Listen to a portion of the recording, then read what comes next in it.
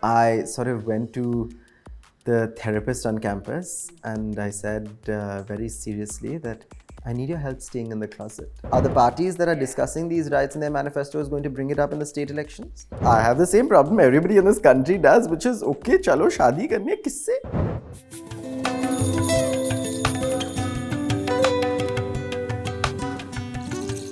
Hello, everybody. Thank you for joining me. Now, there seems to be, to me, a generational shift in the experience of being a queer person in India today.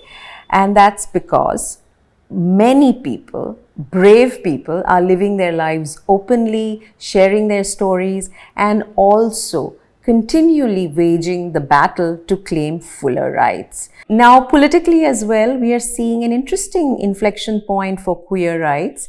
In the just concluded general election, we saw at least 4 political parties talk about queer rights in their manifestos.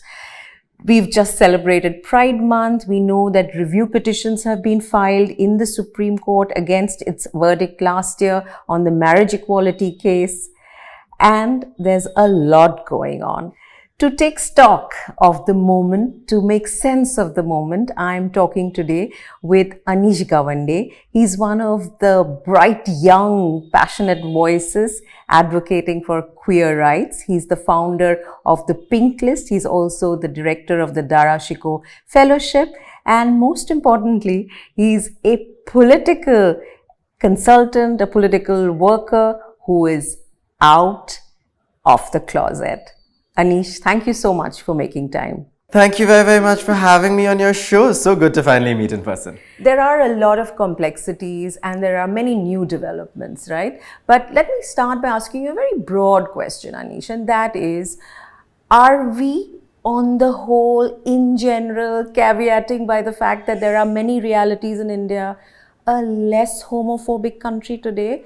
And would you feel more secure to come out as a queer person? You know, that's a very difficult question to ask because I think when you come to India, the problem is generalizations often do nobody any good. But I think in a strange way, we're in a peculiar place globally with respect to LGBTQ plus rights. We don't have the kind of opposition to LGBTQ plus identities that you're seeing in countries like Ghana today, that you're seeing in countries like Uganda, which have passed anti-LGBTQ plus laws. You're also not seeing a sort of widespread organized anti-LGBTQ plus movement.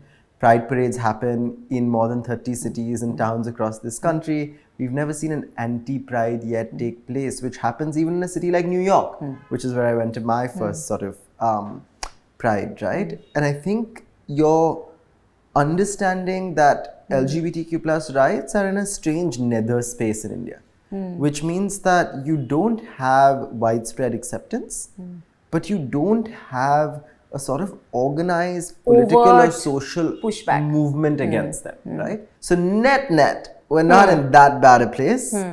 Will it get better or will it get worse? You're not sure that it... I'm not sure. How interesting. So the 2023 verdict, was it a step back, given that it was not a step forward, or was it status quo? In legal terms, it was status quo. Yeah. Right? I think in its essence, the verdict has asserted that we are exactly where we were in 2022. That you don't have the right to marry, that you can still live with whoever you want, you can sort of sleep with whoever you want, and that's fine, but you don't have the right to marry, and for that you have to turn to the legislature. The challenging part is that 2023 verdict came with the burden of hope. And dashed hopes can often be far more damaging than even a negative court verdict. And I think you built a certain momentum. How do you mean? Let right? us tell us. For a lot of young queer people, you gave them this hope, this aspiration that things were getting better, that after 2018, you would only build from strength to strength. For a lot of young queer people, they've not seen 2009, they've not seen 2013, they've not understood what it means to have setbacks. And you rode on this wave of positivity and optimism that, of course, the courts were going to grant marriage. The Chief Justice sort of took up a clutch of petitions from high courts across the country. This matter was heard in record time. It was sort of discussed and debated by a 5-judge constitution bench of this country. And was live streamed. And was live streamed. And until the hearings began, everyone was optimistic. And the day the hearings began is when everybody realized, live streamed to the country, what an absolute disaster was waiting to unfold. Because one, by live streaming a question of rights, the court opened itself up to disseminating anti-LGBTQ plus opinions as valid arguments. The Solicitor General going onto a live stream in front of open court and making the kinds of statements that he did has had an incredibly of the government. On behalf of the government, has had an incredibly damaging impact. Other counsels appearing for the government and then for other state governments and then for individual petitioners against LGBTQ plus rights have had a devastating impact. So a legal status quo, but a social setback perhaps? A significant social setback. How because in the aftermath of that verdict, you've seen an incredible rise in online hate speech. You've seen significant anti-LGBTQ plus rhetoric in the sort of mainstream and popular media, and it's been justified because the Solicitor General can do it on national television or on a YouTube channel of the Supreme Court of India in front of the Chief Justice of India. Then why can't some YouTuber? Why can't somebody on Twitter? And what is worrying is that in 2023, when the marriage equality petitions came to court, fewer MPs and fewer parliamentarians and fewer influential people across the board, be it Bollywood or be it the business world or be it anybody else, came up and stood in support of the LGBTQ plus community. You've reported on the previous verdicts. I mean, 2018 was incredible. It was intense. It was across the board. People were putting up love is love. You know, WhatsApp profile photos were, Facebook profile photos were changing. People are giving statements to the media. People were openly coming out in support of equality. Where's that today? So, do you think that it was too early to move these petitions, or do you think the judiciary let you down, or do you think the queer community needs to look beyond the judiciary? Because I've heard you make some statements about a political solution or political negotiation for rights. See, I think fundamentally we're a democracy and we have a sort of judicial system that has to be based on anybody with a grievance taking their matter to court, right? So I would disagree with anybody who says that this was too early. If somebody feels like they're being denied a right, they have the ability to go to court. You don't need to consult the whole community for it. You don't need to do anything of those sorts, right? You have the right as an individual citizen to go to court.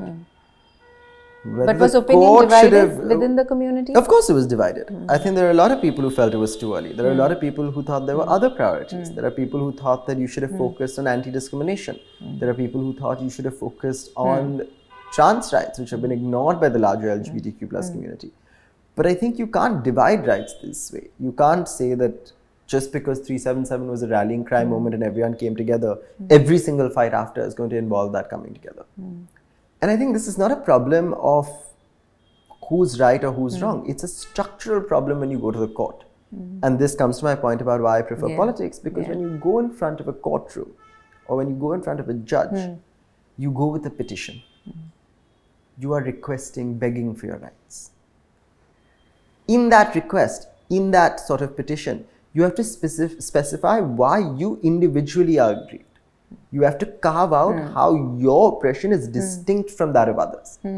It fundamentally goes against the principles of intersectionality that we should be believing in. What was the first thing that happened in the Supreme Court of the marriage equality petitions?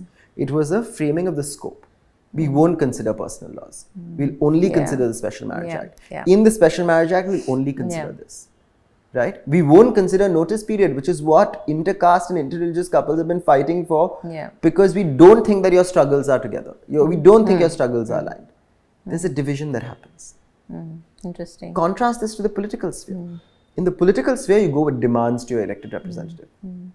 That you are going to a politician saying that I am electing you, so you have to work for me. You are a sort of Pradhan Sevak, not a Pradhan Mantri. Right? So good time to remind. It's a good time to remind all of us. And but you know, in that, you have to build solidarities. Because the LGBTQ plus community is not numerically significant enough to be a great vote bank or to sway opinion. Right? We're geographically dispersed. I've said this before. Queer people are not a vote bank. I mean, even farmers are not a vote bank sometimes, right? Absolutely. But even then, farmers still remain a vote bank because they're geographically concentrated. Queer people are spread out, even if you say that 10% of them are queer, right? And how many of those are out? How many of those can vote along their queer identity?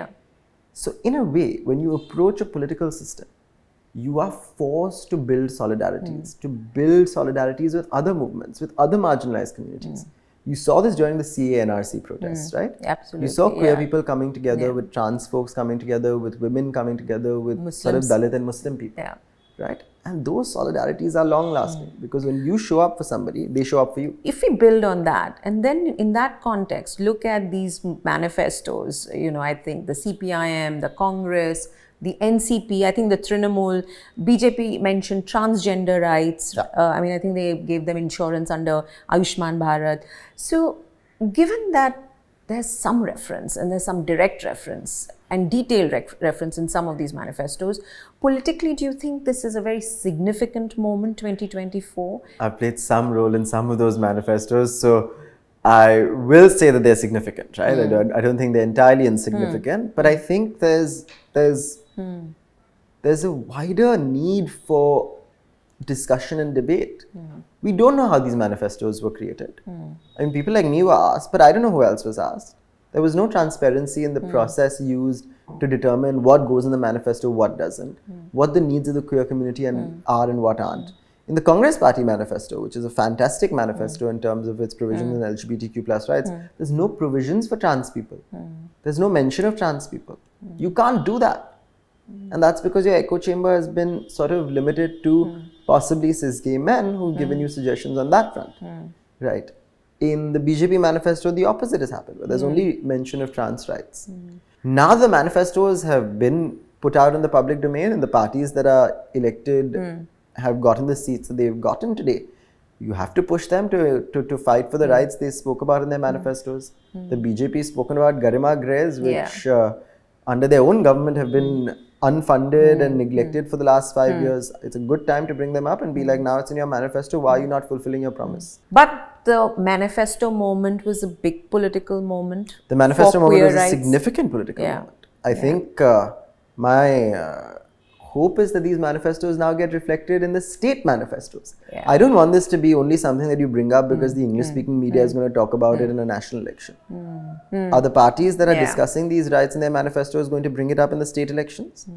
They're parties who are poised to come to power in several states in the country now. Will they ensure that the promises that they made are implemented in some parts in the states they come to power in? So those are the questions we now need to keep asking and keeping the pressure on. Absolutely. Anish, tell people about the pink list, because after you tell people about the pink list that you've created and how it works, I want you to then tell us how pink is the 18th Lok Sabha. So, the pink list was a sort of project that started off in 2019 before the Lok Sabha elections. Essentially, is a list of candidates supporting LGBTQ plus rights who are running for office. And the idea then was to figure out what the political landscape around LGBTQ plus rights was and to build this sort of slow movement to ensuring political accountability on queer issues. Over time, we realized that you can't support candidates who support LGBTQ plus rights because they might be regressive on other fronts. They might have made problematic statements on caste, on religion, and other issues. So we moved and pivoted towards a model which we stand at today, which is we serve as an archive documenting what every single elected MP has said on LGBTQ plus issues, the good, the bad, and the ugly. What that allows you to do is gain a clear idea of who stands where. Who stands where, and how much is the subject of queer rights on anybody's mind. Exactly. Right? And who is the right person to get in touch with should you want to push for these rights in the future, right? So now we have a sort of Rolodex of queer politicians supporting LGBTQ plus rights or their stance on LGBTQ. Sure, you also have a Rolodex of queer politicians. That's more private. I'm not putting that in the public domain. That we'll discuss off camera. Sure. But it's been a really useful tool to have. For example, during the pandemic, when you needed to sort of prevent HIV/ART centers from becoming into COVID wards, when you needed relief for the trans community, which was granted, albeit not distributed. it's been very useful to put in front of the Supreme Court. For example, in the recently concluded marriage equality petitions, where the government made the argument that Parliament should decide. And we had the data and we said, sure, Parliament should decide, but here are 5 questions that you refuse to answer, 2 debates in which queer couples have been brought up on surrogacy and adoption, where you refuse to answer, and 2 full private member bills that you've not even allowed to be tabled, let alone introduced and discussed. So it serves an accountability. That's the work that the Pink List has been doing. So now how pink is the 18th Lok Sabha? We're still compiling data. It's 108 MPs who've been vocal on LGBTQ plus issues. This means the good, bad and the ugly. Yeah. Right? So in these 108 MPs, there will be people who speak about LGBTQ issues but do not want these rights to be given, right? Correct. Are not supporters, are not allies. So of these, again, the data is still being compiled. It's obviously a lot of grey areas. Some people have made statements supporting trans rights but opposing gay rights. Where do you put those folks? So it's difficult to disaggregate that data. But I will say this, right? Almost 2/3 are supportive, right? Of your 108 Of MPs. the 108, right? So a vast majority are supportive of LGBTQ plus issues. Now that's primarily because the Trans Act was introduced by the Prime Minister and everyone was speaking in favor because they were all members of the ruling party, and so they've put on their token statement of support. Even the people who switched from the Congress or other parties into the BJP, they were progressive when they were in the Congress. You know, someone like a Jitin Prasada was someone celebrating the 2018 verdict. He's now on this side of the political spectrum. I doubt that his political ideology or his support has changed overnight. You know? So you now need to figure out how do you engage with the Jitin Prasad. Right? Someone like a Milind, who I used to work with very closely, even after switching over, put out a message for Pride Month as part of the Shiv Sena Eknath Shinde. Now, these are tricky political realities. I'm a political pragmatist. I'm not an idealist.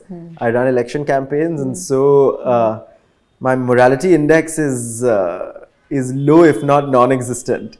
And I think, said it, not I. Now I have to admit it. Now what else to do? But it's true, because I'm more concerned about how to get work done. I'm very clear where my ideals lie and where my priorities lie. But the fact of the matter is, these people are in power. They've been elected to public office, and they have to serve everybody who's a part of this country, including queer people. So I think we're going to have conversations within the queer community. How do you engage with the government? What does it mean to engage with the government without supporting the government? What does it mean to understand that there are people who might belong to a party whose ideology you're opposed to, who might be able to bring about meaningful change that will make a difference on the ground? And these are questions that I don't have any answers to, which is why I don't consider myself as much of an activist as an archivist. I'm saying, here's the data, here are the people. If you need to be in touch with them, I'll connect you to them. Your call to use it how you will. I'm going to ask you, make it a little personal. When did you come out? Between which of these verdicts? Because you're a very young man. Are you 30 yet? No, I'm not 30 yet. Oh my God. I'm not 30 yet. It's such envy. Am I looking 30? Please. Gosh. Oh God. You're worried about looking 30. Can you imagine how I must feel? Anyway, let's not go there. Let's not go there. So you're not yet 30. When you came out, was it which of the legal years was that? It's so funny, because this is exactly what I was telling you earlier, right? This younger generation doesn't think of these years as milestones, and I feel very old when I'm like, 2013 moment, 2018 moment, and they're like, what moment? You're old enough to look at those as moments. I'm old enough to look at those as moments. In 2013, I was very aware that I was gay. I was in school. It was an incredibly sort of emotional time, right? I think it was a time when you were just leading up to a national election. Everyone was glued to their TV screens. You were at the sort of Anna Hazare moment. You were at the sort of Modi moment. You were at the decline of the Congress moment. It was an incredibly charged political atmosphere into which this crazy verdict was thrown in. Right? And I remember I watched TV with my father every night to this day, and we argue because he's fairly right-wing and supports the Prime Minister, except until recently, and have great debates, right? And this became one of the conversations that we sort of argued over. And I wasn't out to the family yet. I wasn't even really out to anybody else. But I knew that I was queer. And it became an incredibly personal moment. And I remember going to my first Pride, which happened right after this verdict in Mumbai in January 2014 as an ally with friends from school. And it was an incredibly powerful moment. And even then, I was very aware that being out wasn't an option if I wanted to work in politics. Right? And I think for the longest time in 2014, I ended up going to the US for my undergrad degree. I was at Columbia. I was in New York City. For the first year of college, I was in the closet in the most progressive city on this planet. And then I sort of went to the therapist on campus and I said very seriously that I need your help staying in the closet because this is getting a little hard and you need to be able to help me with this. And she laughed and said, of course, we'll do that.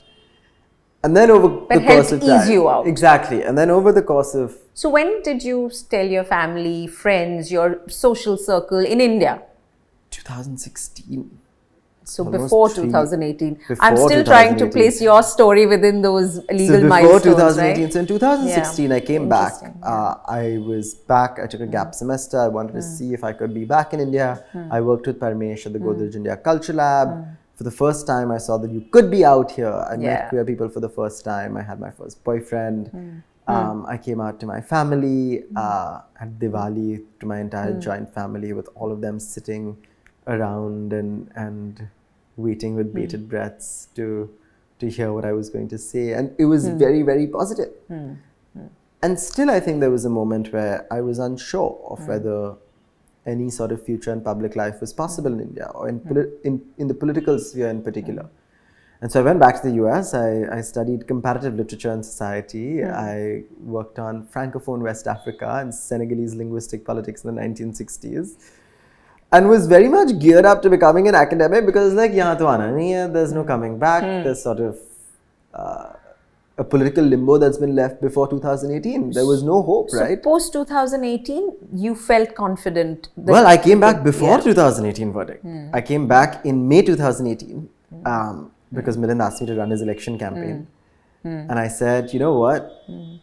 It doesn't matter. I'm going to take this risk. 3 days after graduation, I was on a plane back to Bombay from New York. And for the next 6 months, I was on the election campaign trail with the Maharashtra Congress. When you look at all the iconic queer folk who have struck a blow for queer rights in India, I mean, I've had the privilege of having conversations with many of them, whether it was Wendell Rodrigues, Vikram Seth, Parmesh, of course, whose book we should do a shout out to, right? Everybody should read Queeristan. Yes. And Sharif Rangnekar, Jayanika Shah, different people across board with who have managed to have conversations to understand. Do you think there's a difference in a generational shift in the approach, in the expectation of full rights, or in the way you want to live your life? You know, I'm like 70 at heart, so I consider myself even one generation above them because I'd much rather sort of like wind up with a cup of chai and sleep. But the rest of my generation is very impatient. And I think that's a good thing. I think young queer people today are not willing to wait for their rights, and they're not willing to get their rights piecemeal. They're not willing to take this answer of, oh, it's a long road to equality. It's a sort of tortuous, slow journey as a given. They're very eager to say that, no, this is a basic human right that needs to be granted now. And I think that's where the audacity of hope has come in, right? The Obama book should be somewhere here. But, you know, there's a way in which my generation, but also queer people who've come after me, younger queer people, have taken the 2018 moment as a granted moment, right? They've taken it for granted that this is what is right. And it's a good thing. I think there's a belief that this is still a functional democracy that grants people the rights given to them by the Constitution and that upholds dignity above all.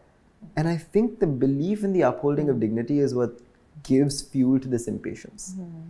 It's what you're seeing manifest online. It's what you're seeing manifest in conversations that queer people have across the board who are younger now, that we can't wait. And it sets it apart from those of previous generations for whom the 2018 movement was almost an impossibility. Yeah. You and know, the decades that they've lived with this even, sword hanging on them. Without ever expecting that sword would stop being hung over their head, right? There was really, I think, slim chance that anybody was optimistic about that 2018 verdict after the roller coaster ride that it went through, over the course of 5 years. So you're saying impatience is one of the biggest, and hope. And hope, both. Impatience and hope. I think the ability to think that, and the audacity to say that this is not, again, something I'm begging for, requesting, or that I should, it's my right. It's my right, and I want it now. And it's incredibly heartening. Now I want to see that spill over from the online space into the political space and have all of these people go out and vote, but one day. One day. I'm very curious, Anish. You're not yet 30.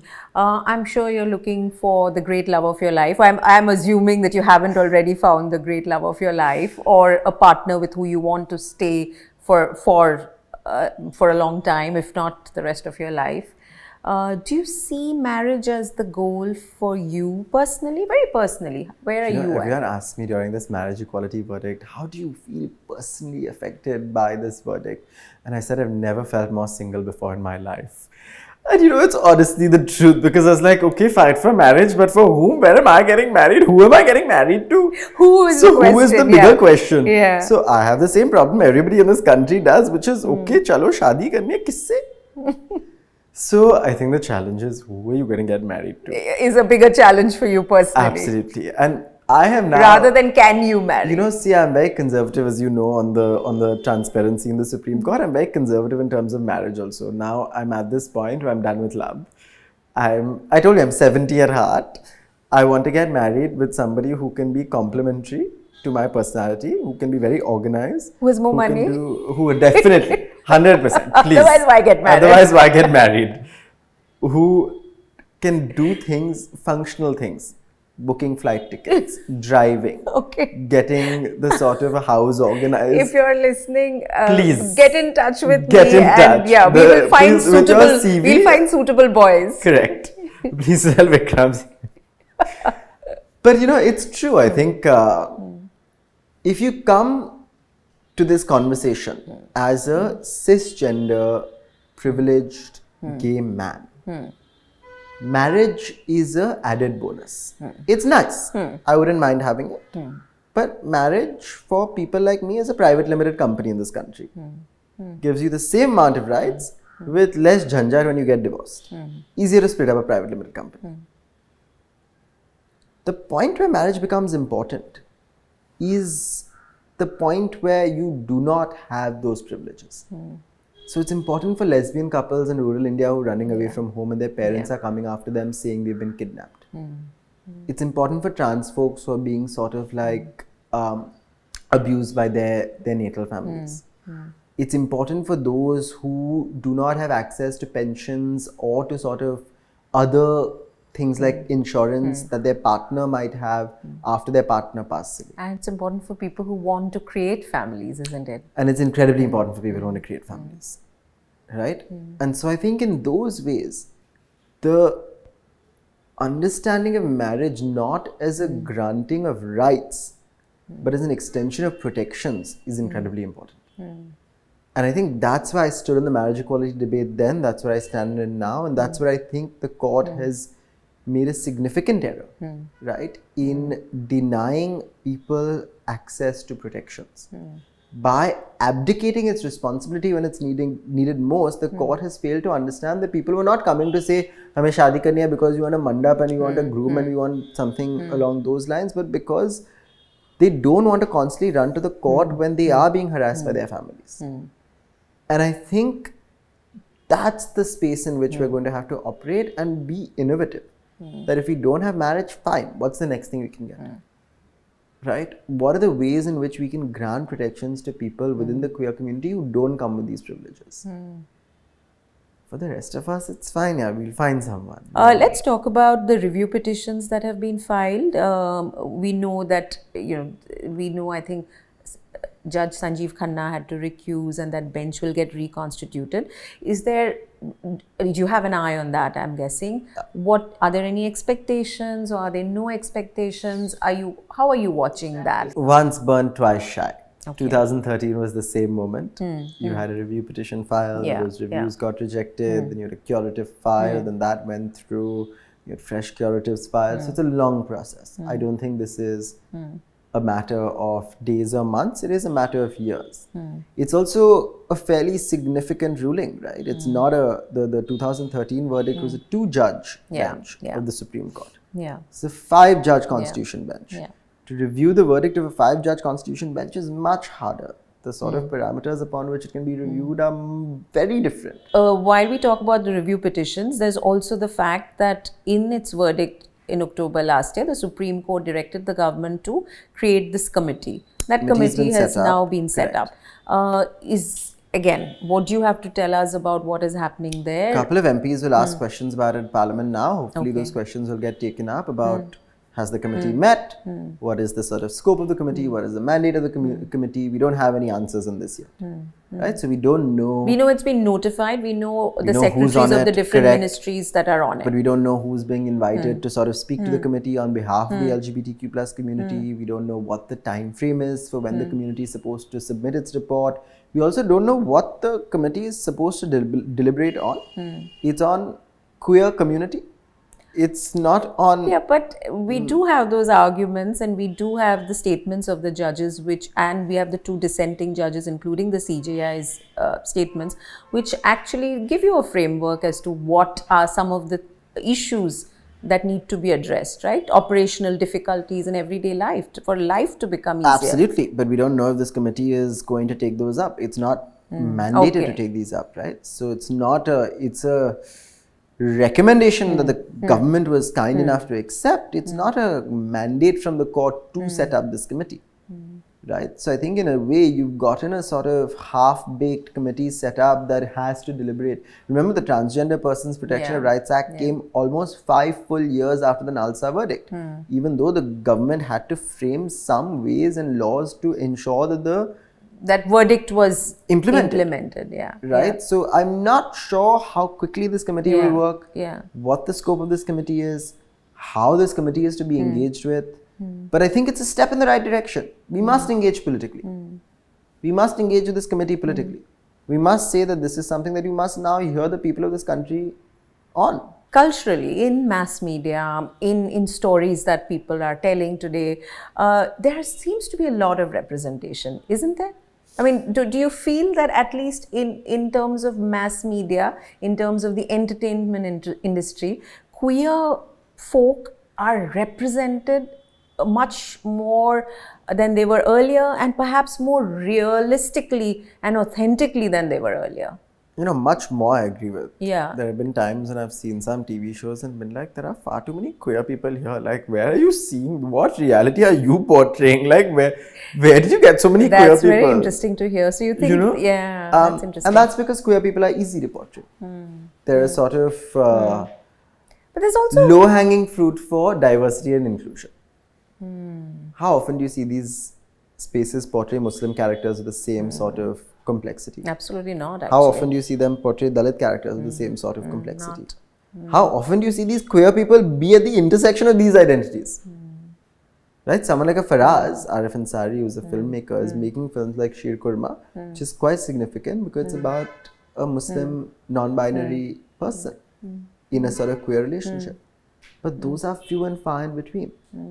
Your sort of standard tropes of queerness that are being showcased on sort of mainstream platforms are reflective of the realities we live in today, in which if you come from a privileged caste and class background, you have a much easier time navigating your queerness than somebody who doesn't come with those privileges, and you also have the ability to be more sort of visible.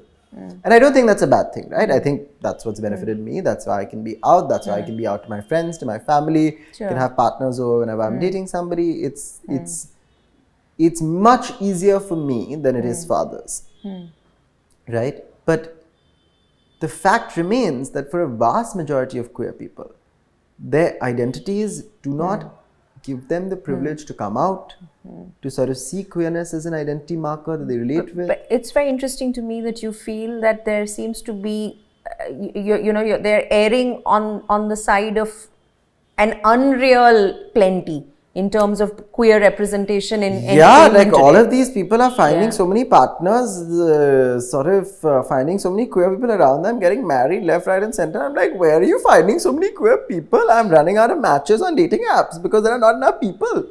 It's like no more profiles in your area, which you get in like rural Connecticut if you're in the US. And we're in the most populated city in this country.